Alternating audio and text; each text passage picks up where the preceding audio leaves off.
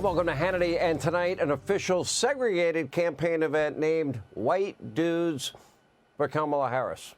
It's raising eyebrows for all the wrong reasons. Coming up, our friend Jimmy Fallon will weigh in on this very unusual Zoom call with D-list Hollywood elite wannabes and a bunch of has-been politicians. Also, we'll bring you highlights from today's explosive Senate hearing on the most unbelievable security breakdown during the assassination attempt against President Trump. It is even worse than we originally thought.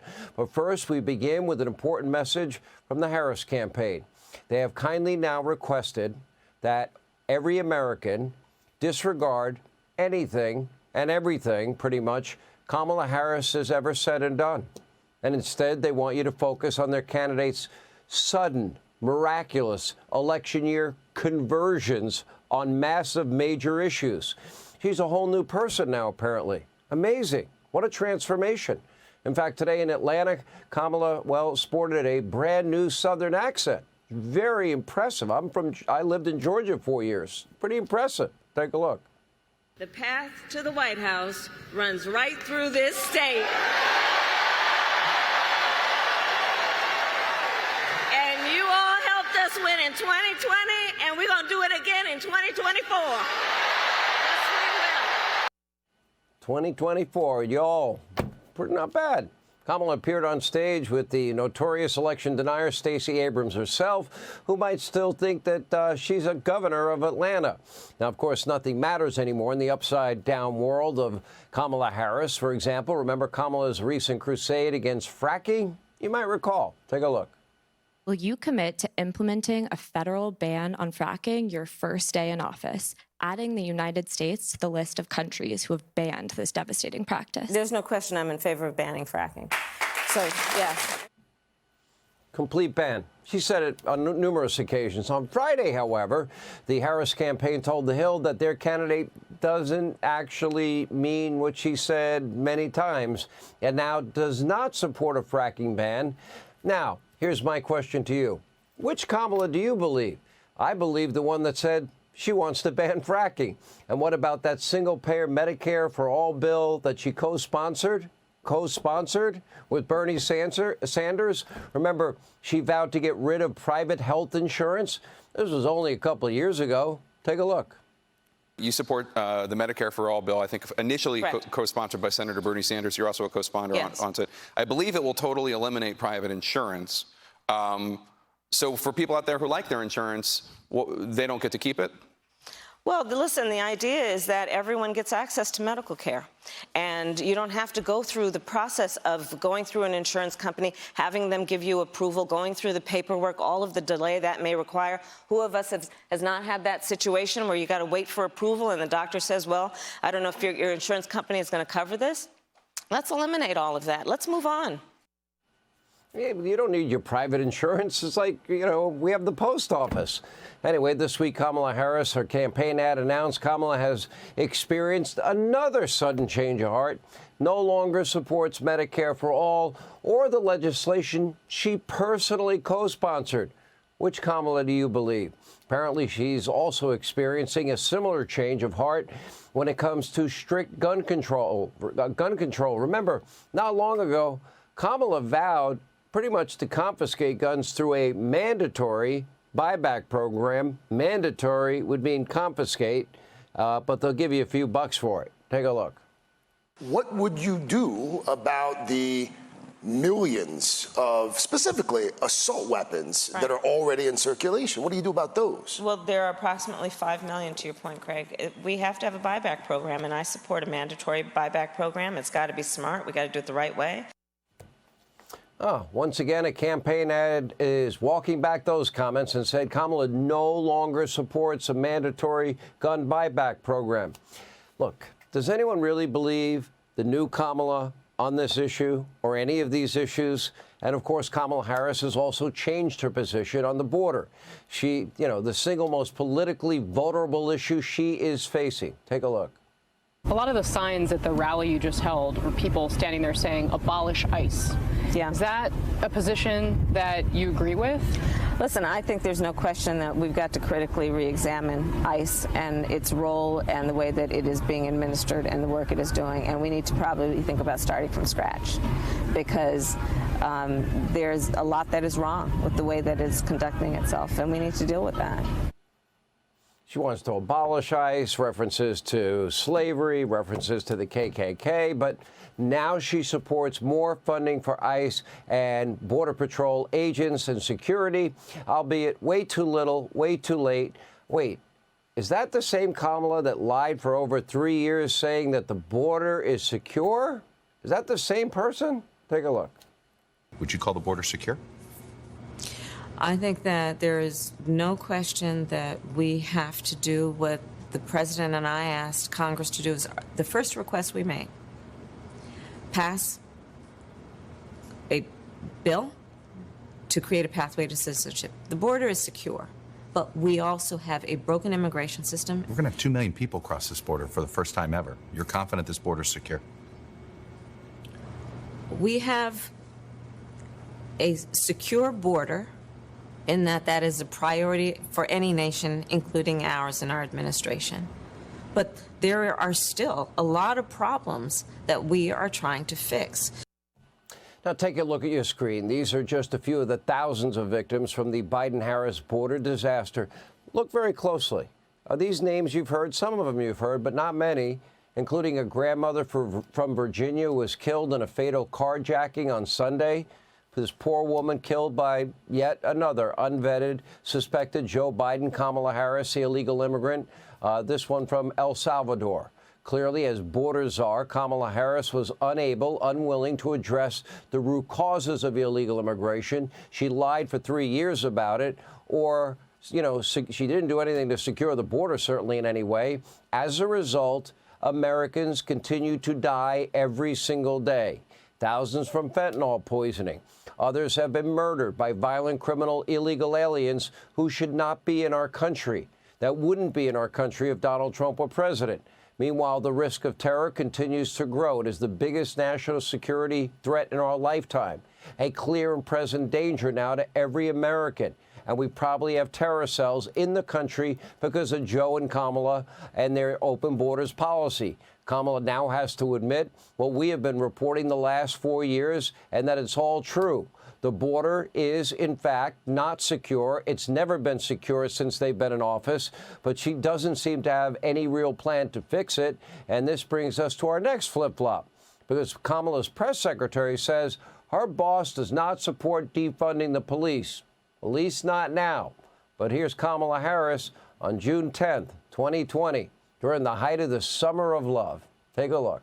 One of the conversations that has needed to happen for a long time, but is getting a sense of prominence now, that is such an important conversation, is we have to reimagine public safety in America. We have to redirect the resources. And Nick, you may know this, in many cities in America, over 1/3 of their city budget is paid to policing. So it's about reimagining how you create a society in a way that everyone has as a right health and safety, but understanding it's not going to be achieved by militarizing the police. My whole point is to say, look, it's like, frankly, it's ass backwards. It is. Because what it's been is about people confusing the concept and then putting money into budgets and requesting money to go into police budgets to create safety.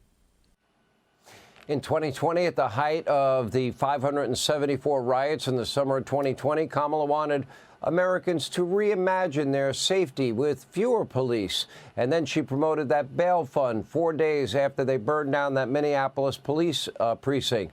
And, of course, that bail fund freed violent criminals, including many who had committed heinous crimes, including murder, while out on bail.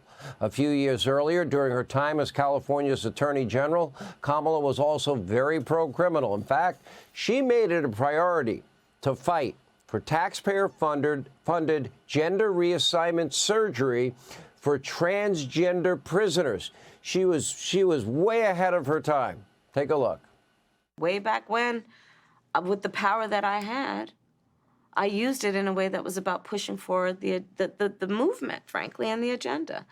And so look at my record to know. When I was Attorney General, I learned that the California Department of Corrections, which was a client of mine, that they were standing in the way of surgery. For prisoners. For prisoners. And there was a specific case. And when I learned about the case, I worked behind the scenes to not only make sure that that transgender woman got the services she was deserving. So it wasn't only about that case. I made sure that they changed the policy in the state of California so that every transgender inmate in the prison system would have access to the medical care that they desired and need. Now, remember, Kamala was once proud of this radical record. Here she is bragging about her progressive record as an attorney. Take a look. You can talk to so-called progressive prosecutors around the nation, especially those who've been elected in the last decade, and they will tell you that at one time or another they looked to what Kamala Harris was doing as a model of what could be done. In fact, the Obama Justice Department designated my work years and years and years ago as a model of innovation for reform in the criminal justice system. Let's be very clear. Here's what Kamala is bragging about. As California's AG, she forced law-abiding Americans to pay for gender reassignment surgery for trans felons. And it gets worse. During Kamala's time as San Francisco's DA, she shielded a cop killer from facing the death penalty. Cops turned her back on her. The widow of the slain officer told CNN that, well, Kamala never even bothered to contact her before announcing the decision not to seek the death penalty. And meanwhile, the president of San Francisco's police officer union asked, quote, is she sorry that this kid died, or is it just a political opportunity? Is this just an opportunity for her to double down on the fact that she's not going to pursue the death penalty? Now, Kamala's time as a DA and AG was marred with many serious problems. For example, let's take a look at the case of George Gage, an elderly man convicted of sexual abuse. A judge found that Kamala's office withheld exculpatory material that might well prove Gage's innocence. But a new trial was never granted due to a technicality as Kamala fought to keep Gage behind bars. George Gage is still in prison as we speak. A judge also ruled that Kamala's office failed to disclose the mishandling of evidence after a technician was caught tampering with cocaine in a crime lab. More than 600 drug cases were tossed out as a result of that brilliance. But Kamala, she doesn't want to talk about that now. She probably also doesn't want to talk about her beloved pastor. Oh, you're going to love this. We have a brand new Reverend Jeremiah Wright. His name, Reverend Dr. Amos Brown. Now, last year, on the official vice presidential Instagram account, Kamala posted a glowing picture of the Reverend with the caption, quote, well, it's always an honor to spend time with my pastor, Reverend Dr. Amos Brown of the Third Baptist Church of San Francisco. He remains a source of inspiration to me always. Now, this is the same pastor that told the San Francisco Chronicle, quote, I know America. America's a racist country. And the very same pastor who blamed racist America for 9/11/01 only 6 days after we lost 2,977 of our fellow Americans. He said, quote, oh, America, what did you do? What did you do 2 weeks ago when I stood at the World Conference on Racism when you wouldn't show up? His comments were so disgraceful, even Nancy Pelosi, of all people, who was in attendance, publicly rebuked the pastor and the sermon, and even reportedly apologized to the partner of a 9/11 victim who was in the audience. That partner told the Free Beacon that Brown's sermon represented, quote, the second worst day of my life. Even then Senator Dianne Feinstein left the event. The then Governor Gray Davis left the event. Kamala, she's embraced this pastor even more. In fact, she has echoed many of the Reverend's beliefs. For example, Brown sits on the California Reparations Task Force, and as of 2019, well, Kamala Harris enthusiastically supported reparations. Take a look. Should black people get reparations? I think there has to be some form of reparations, and we can discuss what that is. But look, we're looking at more than 200 years of slavery. We're looking at almost 100 years of Jim Crow. We're looking at legalized segregation and in fact segregation on so many levels that exist today based on race. And there has not been any kind of intervention done. Now, does Kamala still support reparations? I'm sure her spokesperson will come out any day now and say, I used to, but not anymore. Is she still proud of that radical record as a far-left progressive? Does she stand by her pastor of 25 years who believes America is a racist country filled with bad people that deserve 9/11? Will anyone ask Kamala any of these questions? Will state-run media, the mob, ever ask any tough questions? Or will she continue to hide behind staff like a coward? And when Kamala became the presumptive nominee, well, she, according to her own pastor that blamed America for 9/11, called him to pray for her.